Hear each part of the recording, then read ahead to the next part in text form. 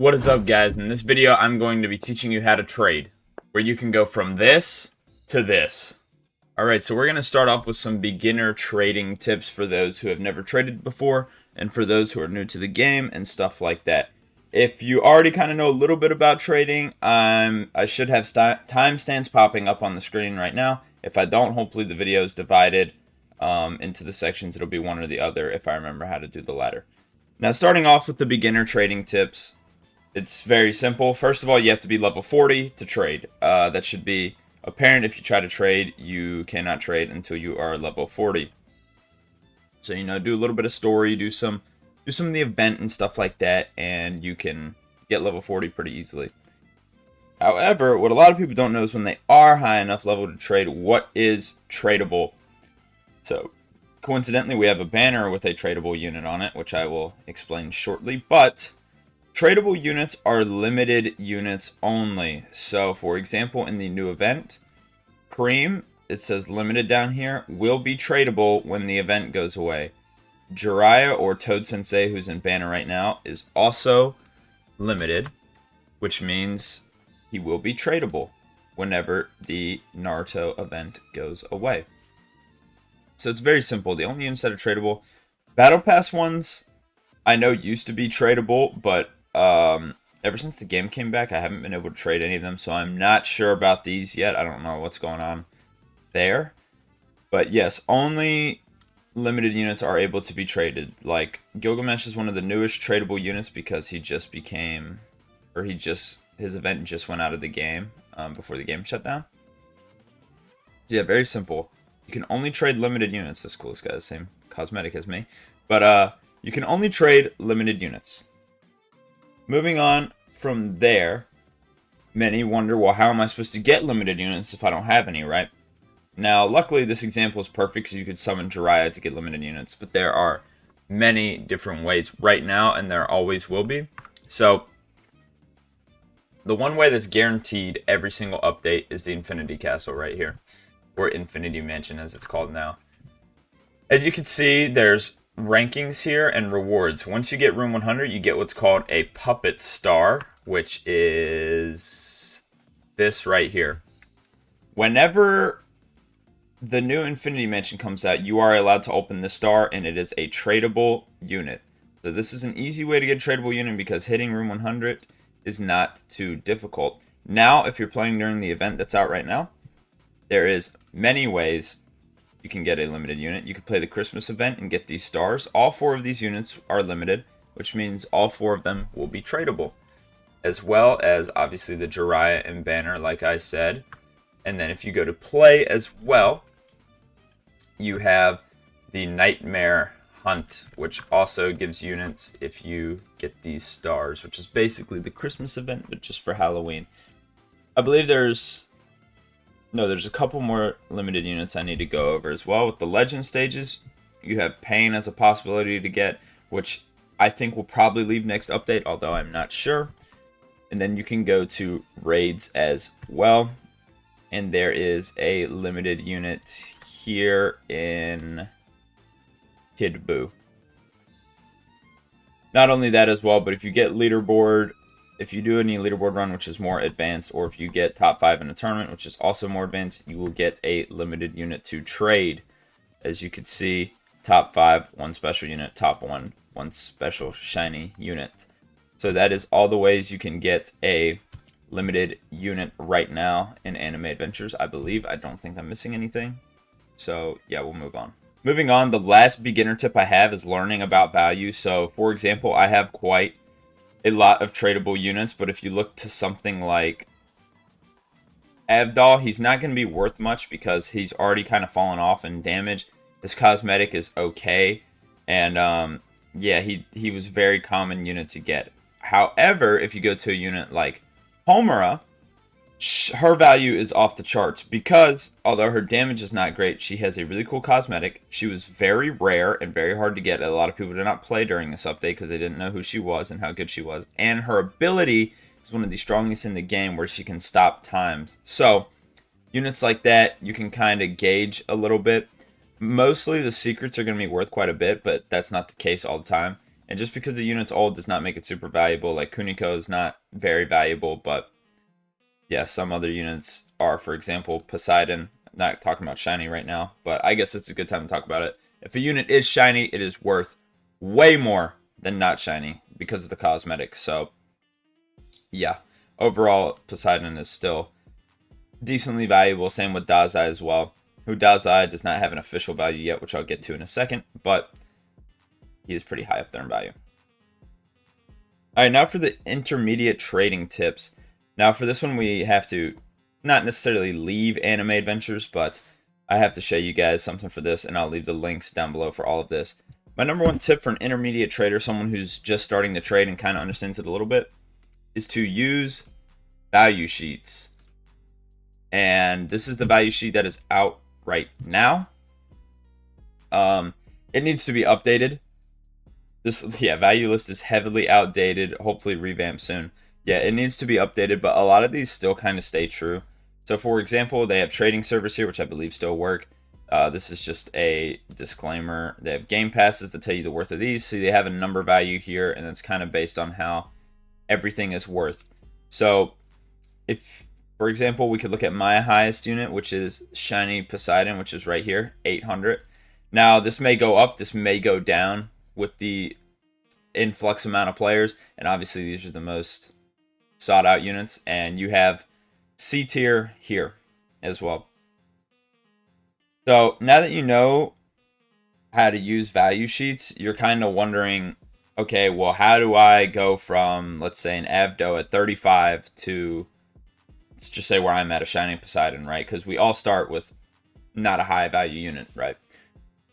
So here's how you do that. Obviously you can scam people, which is not great. I wouldn't really recommend doing that, but sometimes people don't find it as a scam because sometimes people just want units because they're cool. Like maybe someone's a big Avdol fan and they'll trade you something pretty good for Avdol just because they like him.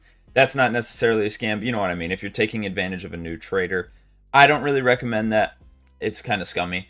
But if you want to know how to do it a correct way, there is many different answers, because an overpay isn't necessarily a scam. It's when people, don't know, that is when it is a scam. So example for Avdol, some people may like his cosmetic and may give you a Harry Bell for it because they're similar in value. People will slightly overpay, so you could get slight overpays. Some people, like I said, will do big overpays and stuff. But overall, it's kind of about the demand here. Now, these demands are not the most accurate because, for example, there is a unit, let me see if I could find her. Ice Queen right here, worth 70. Demand is 3. This is the biggest line in the world. Ice Queen is one of the least sought after units in the entire game. Do not get Ice Queen. She's incredibly hard to trade. People will trade her for less than what she's worth because she's so hard to trade. She's not worth getting. So there's some units you want to stay away from. And there's units like Doflamingo and Skull Knight, who yes, say 250 and 215. But people will overpay for them because they really like the unit and they really like the cosmetic. So those are ones. So say if you have like a Doflamingo, you could probably trade Doflamingo for like a Gilgamesh or Shiny Urza or Shiny Kisame, right? Because people really like the unit. So that's just a good example. Gilgamesh is a hot one right now. The demand is 5, but it is honestly way higher than that. A lot of people will trade you Gilgamesh. You can probably get anything in the low A tier for a Gilgamesh, to be honest, because people really want one.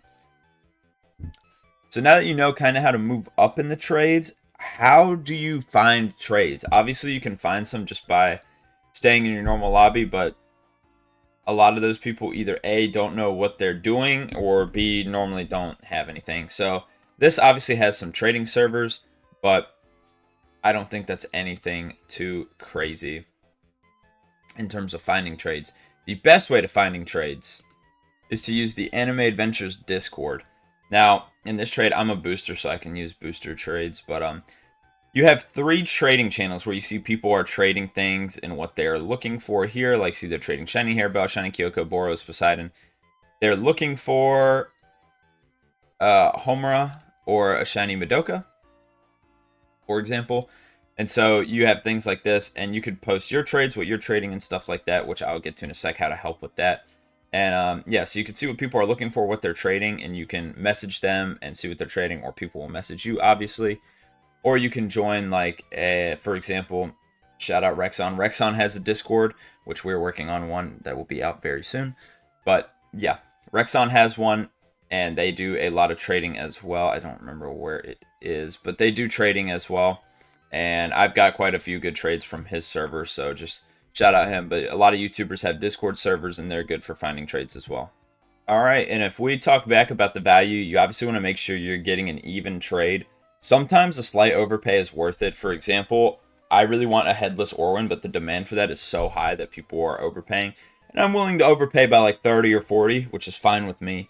But you want to make sure you're not getting scammed as well. Don't listen to what everyone has to say. The value sheets are very good for now. Obviously, they're a little outdated, but they're very good for now. That's a basis to go off of. All the Bungo units are very difficult to trade, which I will get to in a second after I show the next tip going into the expert, because units like that, trading units that are brand new, are very difficult to tell.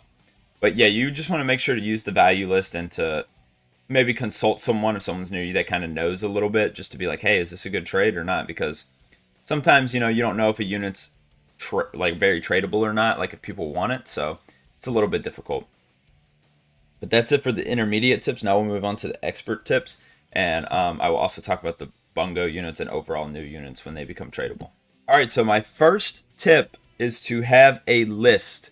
If you're going to post trading in the Discord, have your list ready. The emojis, I feel like, help because they catch your eye, so I had emojis to the big ones.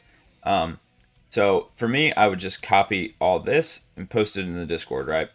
Now I have this down here because this is what I post in the in like Roblox, because you can't post too much. And here I have my value list, right? So example, Shiny Poseidon, they have at 800. I have a Shiny Atsushi, but I have question marks there because what is he worth? Who knows? He's not on the value thing, and especially with the re-release, it's even more complicated. He has a cool cosmetic, but I really can't tell because it's tough. Now, Dazai, he is a little bit easier to gauge because obviously people are looking for him, people are trading for him, so you can kind of tell. I think he is slightly less valuable than Gilgamesh, so I personally think he's closer to 280, but I could also see in him being around 230. And so I keep all the value stuff here, so when people send me something, I only have to check their units. I don't have to check my units, then theirs, and go back and forth, because I have all mine here for the most part. Right? I don't have like all the unevoed ones, like who really cares. I only put these just in case someone wants them for some reason, because limit breaking and stuff like that. But yeah, I also have skins, and skins, most people just trade skins for skins, but sometimes they'll have it as a little addition, so I put them on there just in case. Next, you want to have your private server link. Make sure you make a private server. It's free. Why not? So, yeah, having a private server is very useful. You just send them the link. You two go in there and you can trade with each other. You don't have to do all this complicated nonsense. Just send them the private server link and boom, you're done. And the final tip I have for experts or people who want to be experts in trading is you want to have a goal / have goals in general. For me, I honestly think my goal is trading up to get a decent amount of rerolls. I only have one unique, so that would be my goal. And if you pull up the value sheet, you can see there's certain units that have a good amount of rerolls. Like, obviously, the big one is Dio Over Heaven. He is worth at least 1,000 rerolls, which is about $1,000, which is insane. So my goal would be about to trade up to about 400 rerolls, which is like mid S tier or something like that. Basically, or if you can get a bundle, that's also huge. But yeah, that's all I would trade for, to be honest. So yeah, and bundles are very inflated right now. A lot of people will trade bundles that are way more valuable than the units. So for me, my goal is to get rerolls. Your goal might be to get a cool cosmetic. Like, I really like the Shiny Poseidon cosmetic. And he's not difficult to trade, but obviously the higher and higher you get, the more rare the units are, so it's harder to find people that have good enough stuff to trade for them. But yeah, I really like this Shiny, and I like this cosmetic, so I keep it on. But obviously, if I get a good trade for it, a little bit of an overpay, I will be getting rid of him. So yeah, the goal for me right now is to slightly move up and try to get rerolls is my plan. But you could be trying to get a good unit like Homura, or you could be trying to get a cool cosmetic, or you could be like me trying to get cool rerolls, or you just want units you like. Maybe you didn't play during the Chainsaw Man update and you want Denji or something like that, or Makima, or I don't know if Makima's in the game, but you get what I mean. Maybe you want Power or something just because you like the show. So those are typically easier to trade for if you just like the units, because most of the expensive units are not like super popular anyway. Some of them can be like Android 21 or Future Gohan, but other than that, for the most part, the unit, if you're looking for units you want, they're pretty easy to find. But yeah, trading for rerolls or trading for a good unit can be difficult. But yeah, just have goals set and don't go lower. Like for me, my main goal right now, other than the rerolls, is to get a headless Orwin. So I'm not really looking for any other trades unless if people are overpaying. If they want to overpay me, then I'll do the trade. But I'm not looking for any really even trade right now. I only want headless Orwin. So that's kind of what I'm looking for. I'm having it set. I really want that headless Orwin. So it's important to have your goals and what you want to do.